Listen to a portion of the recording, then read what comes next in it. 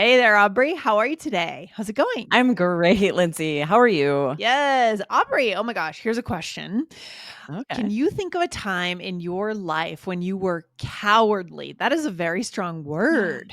That is a strong word. I think the best example is at haunted houses. I get Yeah. really scared at a haunted house. I Hmm. don't want people jumping out at me. So there are times where we like go to enter and I'm like, just kidding. I'll be out here. You guys go ahead. Right. You So don't I like get it. really cowardly. Yeah. We used to like run during Halloween. We used to run past this guy's house because there was a guy on our road that our parents told us he was a hermit. I don't know if he was a hermit or not. And, it was the 90s, it was the 80s. And we would just sprint past his house because we were so afraid of him. Oh, I'm that's sure it funny. was a Well, it's funny perfectly because nice hermit man. just means they like to stay inside, Yeah, right? But you yeah. had some kind of idea that Idea. this meant like really Scary. scary. Exactly. Exactly. So Boo Radley. It was like a Boo Radley situation. right, that kind of situation. So this is an Yes. episode which is a part 2 of a series, Aubrey. Tell us about that. Exactly. Michelle and I recorded part one of this series. Adjectives that you expect to be an adverb, you're adding ly. Mhm. So stay till the end. We'll share the number because you can definitely listen to these out of order. Yeah. Today is part two. Nouns that you would expect to add ly and it would become an adverb, but it's still an adjective. Very tricky. Yeah, very tricky. So English doesn't always follow the formula that we're looking for, and we need to have the flexible mind to be ready for that, right? Exactly. If you learn this rule or guideline that words that end in ly are adverbs, you could really be thrown off because that's just not always the case. Right. I love that. Interesting. Guys, before we get deeper into this today, this high level English, go ahead and hit the follow button. Aubrey, what do we stand for here at All Ears English? How are we different from every other podcast? Right? We believe in connection, not perfection. Yes. So we want you to be able to connect in English. We're always teaching, grammar, vocabulary, interesting thing, cultural insights, Mhm. but with the goal of connecting in English, of being ready for those in-person conversations. Yeah, exactly. We believe there is something more important than being perfect or being correct, and it is connecting because that's what leads to a happier life. So, we're essentially here to make sure we live happier lives through English, through communication, guys. So, hit the follow button, or if you're on YouTube, hit subscribe. All right, good.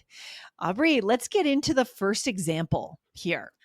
All right, our first one is friend and friendly. So we have the noun friend, which Hmm. is, of course, a person you know well Of and course. like. Hmm. You might say she has been my best friend since kindergarten. Right. But then when you add ly, this is not an adverb. We Yep. do not use this to describe actions or verbs. It is an adjective. Yeah. So, for example, our new neighbors are very friendly and brought us cookies. Yeah. That's just literally describing their nature, how they are. Are your neighbors friendly, Aubrey? I do have extremely friendly neighbors. In fact, last week was my birthday, and I have Yes. two neighbor friends who both brought super nice gifts. Aw. I think their love language, both of these amazing ladies, is giving gifts. Yes. And I made a note. I'm like, I need to do better at remembering their birthdays and taking them a gift because that's not usually my love language, but I Right. think that's also how they receive love. So I need to be Yes. more cognizant about getting them a gift on their birthday because it is so meaningful. I was very touched. It was so kind. That's really kind. Happy belated birthday, by the way, Thank Aubrey. you. And yeah, I hope you had a great day. It's true. Love I languages are did. tricky because people do usually show love in their language. But if it's not your language, you may not think to reciprocate in that same way. Right. Exactly. Yeah. Especially gift giving, I think, is the trickiest one because if that isn't your love language, you don't Yes. think to do it for others Hmm. who might really feel loved if you do. So I need to like step out of my comfort zone maybe Yes. and find a gift for friends for sure. All right, good stuff. Well, the next one is coward and cowardly. So this is interesting. So this is what you asked me at the top of the show. I asked you at the top of the show, right? What is a Exactly. coward as a noun? Yeah. So this is a person who is not brave, Hmm. is afraid, often even to do what is right or expected. Yeah. This is the difference between just being scared and not brave. Often a coward will collocate with if someone really should be standing up for injustice, someone is being treated badly, and you still don't dare to step in and do the right thing. Hmm. That is when we would potentially call someone a coward or call ourselves a coward if we do that. Yeah, I mean, we can see a lot of examples of this right now in government. I won't go Yes. into it, but, that's another story for another day. And Um, always that's a really good point though, that often we don't really talk about individuals as yes. cowards, but we Mhm. will use this in a bigger way Right. to talk about countries, governments, that if one person Mm. or group feels like they should step in, they have a duty to step in and they don't, Mhm. then we might refer to them as a coward, Sure, right? absolutely. It also makes me think of the Cowardly Lion on The Wizard of Oz, right? A famous Yeah. character, right? Yeah. I just saw the preview for Wicked 2. Oh, geez. I loved part 1, and I'm very excited for the last installment, part 2. It looks Okay. like they've done a fantastic job with it. It's gonna be so Oh, good. I'm sure it's gonna be really good. Mhm. And here's an example. So when we use the word cowardly as it's not an adverb, right? It's still an adjective describing that person.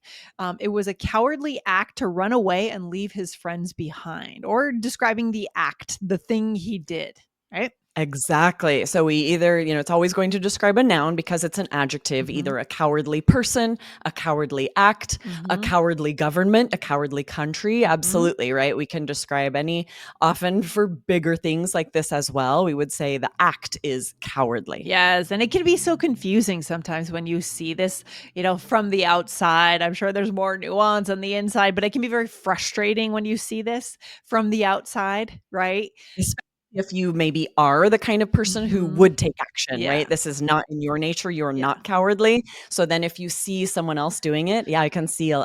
potentially a lot of frustration. You would just wanna jump in and do it for them. Right, exactly. All right. What's number 3, Mhm. Aubrey? Okay, the next one is cost. So of course we have the noun, the amount of money required to buy or do something, or we also use it to talk about like the loss or sacrifice involved in an Oh, yeah. action, the cost of something. Mhm. And so, for example, cost of living in that city is very high. Yes, and when it comes to costly, again, still an adjective, something that, again, like you said, Aubrey, causes loss or damage. Their mistakes proved costly in the final minutes of the game. So here we're talking about their mistakes cost them the game. Okay. Yes, exactly. And we will use this word bigger as well. If we talk about Mm, famine, war, things right. like this, we would say it's costly Yeah. if it's causing loss of life, Right. right? We'll use this for bigger things as well. Absolutely. And now order and orderly. So what about this one?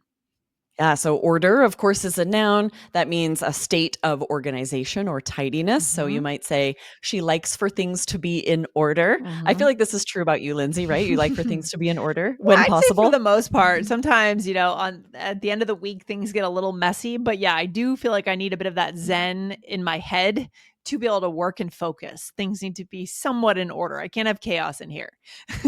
Right, understandable. I think a lot of people are in that same boat for Yeah, sure, but interestingly, if you add ly, this does not become an adverb, right? It stays an adjective, right. orderly, meaning neat and well organized. You like for your desk to be orderly so you can focus.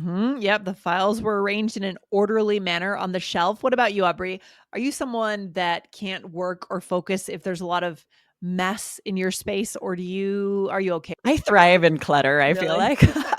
It's interesting because my partner is like that. Yeah. Everything must be orderly and neat, so I really try to keep things orderly, but clutter doesn't bother me at all. I like for things to be clean, right? Okay. So I'll like clean, but when there's I don't know, I think as a mom Yeah. of 4 children, like there are Oh, always toys and clothes and things everywhere, so if I couldn't handle a little clutter, I would have gone you crazy would long ago. crazy. Yeah, do you think that you've, grown more tolerance with clutter over the years having kids and Yeah, things? I think I always was very tolerant of clutter. I remember my room being such a mess. Really? My mom called me a clutter bug because there were clothes and books and everything everywhere. Not like dirty. No, I wouldn't have like Right. food in my Right, it's room or not anything like dirt, that. it's just But clutter. just like Yeah. books, stacks of books Right, from the right. library, I remember, and it would drive my mom crazy. She just couldn't go in my room because Interesting. she's like, it was such a Yeah, mess. yeah, that makes sense. We're all so different in that sense, right? But Totally. as long as you know what you can handle and what you need, then that's the key, Mhm. I think. Yeah, Yeah. exactly. Okay, Aubrey, let's roll this out in a role play and we'll see how it all comes out. All right. So, Perfect. You and I are classmates in this role play. We have mhm. been assigned to work together on a school project. All right, here we go. Let's divide up the work. I made a checklist to keep things orderly. Oh, thank you. I can't afford to get a bad grade on this. My GPA is almost high enough for a scholarship I'm trying for, and the cost of failing this class would be painful. Only one of us needs to present. Would you be up for that? I'm a bit cowardly when it comes to public speaking. You could totally do it. The class is such a friendly group. Nobody's going to judge you. I can definitely do it though if you want. I'm a good friend like that. Aw, thanks. We can create the slides together and then I'll proofread them and make sure everything is in the right order. Okay, remember it needs to be at least 5 minutes. The professor said if it's under that, it'll be really costly for the final grade. Oh, you can tell I'm Mm. really stressed about my grade. I need this scholarship. Yeah, you need the scholarship. Yeah, I remember in school when teachers would kind of hint at what really mattered in your grade or in the syllabi. You'd get your Yes. syllabus in college and it would show how you're graded, right? What is costly in terms of mistakes if you don't turn something in or if you're late or Right? spelling. Which exams were going to be cumulative and which were Yes. weighted more for your grade. Yeah, we always paid attention to that. What do I really need to study Oh for? my gosh, I'm so glad that college is done. I Same. don't That was really nerve-wracking. It was Yeah. stressful. It was stressful for sure. All right, let's go through this. So here I said I made a checklist to keep things orderly. And we might also say keep things I don't know, clear, Organized. organized. Yeah. Yeah, Hmm. absolutely, right? Any of those would work. Yeah. And then I was saying how important the grade is to me. The cost of failing this class would be painful. So Yes. another word of saying the result of failing this class. Exactly. And then I asked you to speak, to do the actual speech. I said, "Would you be up for that?" I'm a bit cowardly when it comes to public speaking. I think this is an interesting use of, I could have said I'm not very brave or I'm nervous. I get nervous, but cowardly is unique and different. Might be good for IELTS too, Yes. right, Aubrey? Hmm. Yes, right? It would be more impressive for IELTS because students don't use it nearly as often. Yeah, It's interesting to point out here, too. I think this is much more common that you'll hear someone refer to themselves as a coward or that's a good point. cowardly rather than calling someone else this because it is very harsh to Yeah. call someone else a coward or cowardly. Yeah, that's a really good point. I'm glad you said that. You'd have to be in a real altercation with them and you'd have to know them well. And it would be a big thing to drop and to say, you're a cowardly person. That's a real strong thing to It's say very to someone, strong. right? Yeah. Yes, it would have to be something very extreme that Yeah. really merits something that heavy, right? Or Yes. maybe sometimes when you're in altercations, fights, you want to use heavy language because you want to really get their attention. You want to upset them. Sometimes you find yourself doing that, right? You'll Yes. make it bigger Make in it order to have the effect of your words be stronger. right, for sure. All right, great. So let's see. Then you said, Aubrey, the class is such a friendly group. And I know our listeners know that word friendly, but it is interesting to think that this is an adjective, right? It's not an adverb. Hmm. Exactly. Yeah, it's interesting just to point this out, right? If you've Hmm. always thought, okay, every word that ends in ly is an adverb, it's Right. interesting to take a step back, be like, actually, quite often they're Yeah, adjectives. that is really interesting. What's the next one, Aubrey? And then friend, of course, I'm a good friend. This is something I say sometimes, right? If someone thanks me for something, I'm a good I will friend like that. usually kind of make like a funny comment to like maybe Ex- remove awkwardness or to I'm not very good at taking compliments, so I'll Okay. make a joke. I'm a good friend like that. I would say this. It is funny how when we feel a little awkward, we say something. We kind of Mhm. lighten things a bit and respond in some way or other, right? Mhm. And this chunk we use a lot, and you could add anything there. You could say, "I know, I'm amazing like that. I'm Right. fantastic like that. I'm a Sarcastic. good friend like that." Yeah. You're being a little facetious, a little sarcastic, having Mhm. fun, Doubling down on, doubling right? down. Aren't I amazing? Yeah, yep, exactly. And that kind of like makes it less awkward, which is really interesting. So, Exactly. And um, then you said making sure everything is in the right order. And here you're talking about the order of slides, that yes. one comes after another in the correct order. Exactly. And then finally, you said the professor said if it's under that, it'll be really costly for the final grade, meaning it will cost you a big chunk of your grade. Okay. Exactly, right? And again, an adjective. So the big main mistake we want to help you avoid here is using all of these words that end in ly to describe verbs, Mm. actions, Mhm. because you're assuming they're an adverb, right? Mm. I know this happens. So Yeah. very excited for you guys to just have this tidbit, right? Yep. Even native speakers will make that mistake sometimes because we are taught, right? Yes. Adverbs end in ly. Oh, interesting. And what was the first part of this series, Aubrey? Where can we go if we missed the first episode? What episode should we go Yes. to? Scroll up to episode 2444 right Okay. here on All Ears English. Grammar that breaks the rules, part 1, adjectives that end in ly. So Mhm. these were interestingly adjectives, and then you add ly to it, and it becomes another adjective, but with a different meaning. So don't miss that one. Love it. And what's our takeaway today? Where should we leave our listeners in terms of connection? Yeah, it's interesting how something like this can actually help you avoid letting grammar stress you out Yeah. because the more you know, right? The more you know, the more you feel confident Mhm. that you're not making minor errors. Yeah. And also just that there aren't all these things that you're just not aware of. This is something that until today, you probably just kind of weren't aware that this is a possibility. Adjectives also end in ly. I love it.